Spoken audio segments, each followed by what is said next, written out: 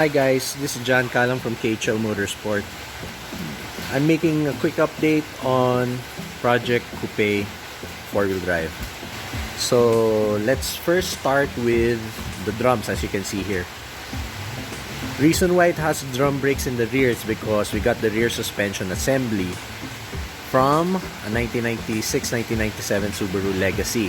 So it's that car over there.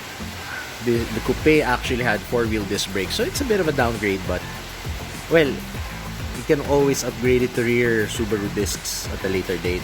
If you notice, the trailing arm is not mounted, but it's mounted on the other side if you can look at it. So it mounts well. It's just off for some reason right now. It bolts pretty much on. It just needs some washers on either side because the Tiburon trailing arm mounts are slightly wider than the Subaru bushing here in the bottom. This is the Subaru linkages and this is the Subaru suspension assembly. I'm sorry for the image quality.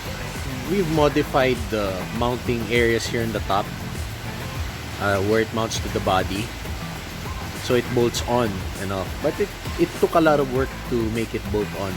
We're using the, get my light on. This is the Coupe shock, stock Coupe shock. We've made a bracket because if you look at it, how do I show it to you guys? Where the Coupe wants the knuckle to mount to the shock and where the Subaru knuckle is, it's offset. So we made a bracket. This is the bracket for it. Big solid piece made out of mild steel. We didn't want to do it on aluminum. We wanted the strength, the assured strength of steel. So we're still gonna be using the Hyundai strut assembly here.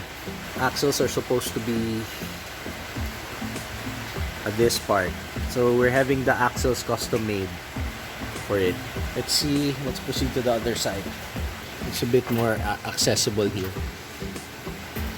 Here, the shock mount on the knuckle is offset where it's needed on for the Tiburon strut to work. So we made again a bracket. So this is the other side. It's the other bracket. Okay, you can see here, this is not a Subaru rear diff. This is a Mitsubishi rear diff. It's basically the same design that you would find from Galant BR4 or Lancer Evo 1 to 3. It's a very beefy unit. It's very beefy. I did not measure the size of the ring gear, but it's way bigger than what you would find normally in the back of a Legacy. You can see the ratio here. It's 3.307. It has an LSD in it now. Viscous only. It's not going to be a plated diff because those things cost money. And this one was not that expensive. Again, it lacks the axles. What else? And yeah, one last thing. I don't know if you can see. This is the Subaru Legacy tank. Oh, but before that, we made some custom diff mounts mounted on the Subaru subframe. Also, if you notice on the rear, this is a separate bar. This part. This is a separate bar with a separate bushing here. This is a Mitsubishi item that we've adapted to our chassis. You can see that there are holes in the chassis so that we could put a nut inside. We will be welding this hole later. So anyway, back to the gas tank. You can see that it has a recess on the center, so it fits the differential and the prop shaft. You can't mount the tank any lower than this. Actually, you could, but you have to cut a lot of the structural parts of the chassis to mount this. It's not really ideal, but we did not want to put a fuel cell in this car. We wanted an OEM tank on the OEM location. We're making an axle that makes the Subaru outer CV joint work with the Mitsubishi.